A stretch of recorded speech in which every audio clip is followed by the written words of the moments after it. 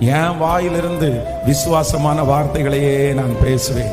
இந்த சூழ்நிலை மாறும், இந்த சூழ்நிலை சரியாகும். என் தேவனாகிய கர்த்தர் என்னை நித்தியம் நடத்துவார். இந்த பிரச்சனையிலிருந்து நான் வெளியே வரப்போகிறேன். கர்த்தரே என்னை வெளியில கர்த்தர் கொண்டு வர போகிறார். அநேகருக்கு முன்பாக கர்த்தர் என்னை சாட்சியாய் கர்த்தர் நிறுத்த போகிறார். கர்த்தர் என்னை அலங்கரிக்க போகிறார். கர்த்தர் எனக்கு சொன்னதை செய்யும் அளவும் அவர் கைவிடுகிற தேவனே அல்ல. அவர் உயிரோடு இருக்கிறார். என் மீட்பர் உயிரோடு இருக்கிறார். ஹல்லேலூயா.